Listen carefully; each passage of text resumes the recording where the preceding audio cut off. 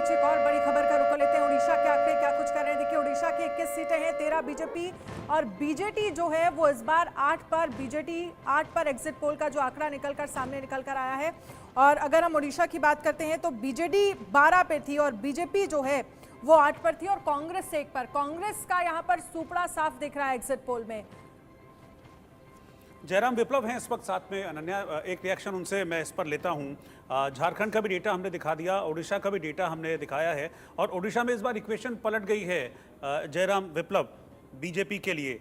और रोहित जी, एक +5। रोहित जी, हाँ, आपके एग्जिट पोल को जितनी बारीकी से अभी तक मैंने सुना और जो हम लोगों की जो जानकारी संगठन के कार्यकर्ताओं के माध्यम से है, तो आप देखेंगे कि 4 राज्यों में बहुत ही जबरदस्त भाजपा के पक्ष में और पहले की तुलना में वहां पर वोटिंग परसेंटेज और सीटों में एक बड़ी बढ़त दिखाई पड़ती है। वो है बंगाल, उड़ीसा, आंध्र प्रदेश और तेलंगाना। इसलिए आप देखेंगे कि पैन इंडिया जो भारतीय जनता पार्टी और नरेंद्र मोदी जी का एक वेव है, वो इन 5-6 सवालों के ऊपर जनता ने वोट किया कि सबसे पहले देश किसके हाथों में सुरक्षित है, देश का सम्मान किसके हाथों में सुरक्षित है और विकास के रास्ते पर कौन सा नेतृत्व देश को आगे लेकर जाएगा, कौन आरक्षण, संविधान और लोकतंत्र को सुरक्षित रखेगा और कौन है जो गरीबी से लोगों को बाहर निकालेगा। इन सारे मुद्दों के ऊपर जब लोगों ने देखा, लोगों ने कसौटी पर कसा, तो नरेंद्र मोदी जी खरे उतरे, क्योंकि 10 वर्षों में उन्होंने एक एक बिंदु पर काम करके दिखाया। दूसरी तरफ 70 वर्षों की नाकामी का बोझ लेकर के कांग्रेस पार्टी और इंडी गठबंधन के लोग जनता के बीच में गए थे, उनकी विश्वसनीयता नहीं बची है और नरेंद्र भाई मोदी जी के ऊपर अटूट विश्वास है। ये आपको बंगाल, उड़ीसा, बिहार, जितने राज्यों में आप देखेंगे सब जगह भारतीय जनता पार्टी आगे मतलब बढ़ी आप है। कह रहे हैं कि मोदी की गारंटी के आगे, आप कह रहे हैं कि सारी चीजें फेल हो गई और इसलिए इतने फेवरेबल आंकड़े आ रहे हैं एनडीए के फेवर में। जॉर्ज कुरियन साहब हैं, इस वक्त कांग्रेस के नेता हैं, उनके पास मैं आपकी इसी बात को लेकर जा रहा हूं। जॉर्ज साहब, ये एग्जिट पोल ये इंडिकेट कर रहा है कि सरकार एनडीए की वापस आ रही है बगैर किसी नुकसान के, बल्कि फायदे के साथ। मोदी की गारंटी के आगे विपक्ष की एक नहीं चली, बीजेपी का ये कहना है, एनडीए का ये कहना है इन आंकड़ों के बाद। आप बताइए कहां पीछे, कहां कमी रह गई, कहां कमी दिख रही है? देखिए, सबसे पहले तो मैं आपके दर्शकों को बता दूं कि मोदी की गारंटी की कोई मायने नहीं है। दूसरी बात, जमीनी स्तर से भारतीय जनता पार्टी का कोई दूर दूर का रिश्ता नहीं है। जमीनी स्तर पर जिस प्रकार की महंगाई पिछले 10 वर्षों में लोगों को सहना पड़ रहा है, बेरोजगारी चरम छू चुकी है और यूथ में इतना आक्रोश है कि इसका कोई जवाब नहीं। कांग्रेस पार्टी की अतीत में, मतलब in the past there may have been failures of the Congress party, गलतियां हुई है उसमें मैं ये नहीं, I don't want to ignore on that. यही तो काम होता है विपक्ष का कि ये सारी चीजें जो आप मुझे यहाँ पे बता रहे हैं, ये काम विपक्ष का होता है कि इन चीजों को आप पब्लिक को समझाइए, उनके वोट हासिल कर लीजिए, सरकार बना लीजिए।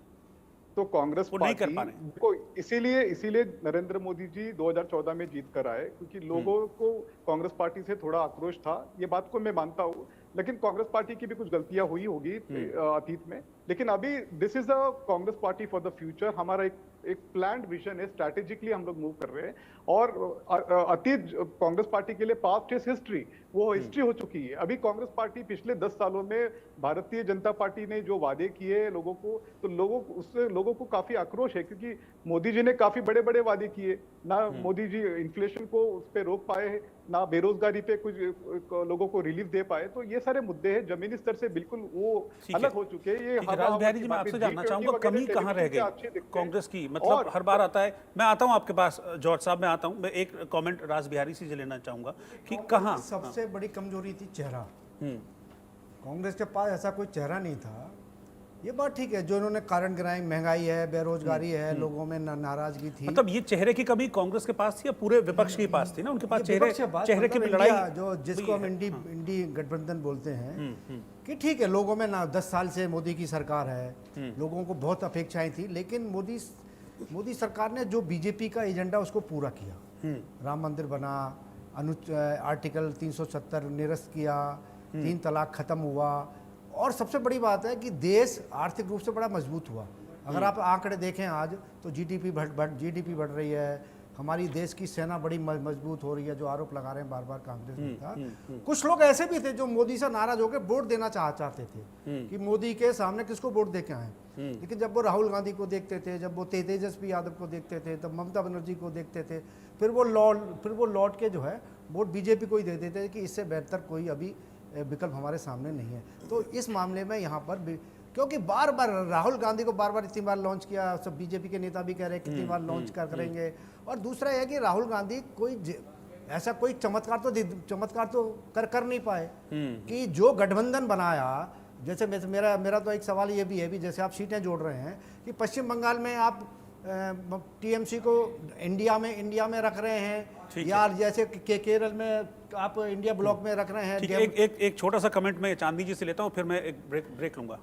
चांदी कुरियन जी भी बोल रहे थे कि जॉब्स नहीं क्रिएट हुई है, इन्फ्लेशन इतना है। तो जैसे सर ने कहा कि हमारा जीडीपी 8.2 हो गया है, तो इट्स बेसिक इकोनॉमिक्स के जब जीडीपी बढ़ता है तो आपका इन्फ्लेशन भी साथ में बढ़ता है। ये एक बहुत ही बेसिक इकोनॉमिक्स है, शायद उन्होंने पढ़ा नहीं होगा ढंग से।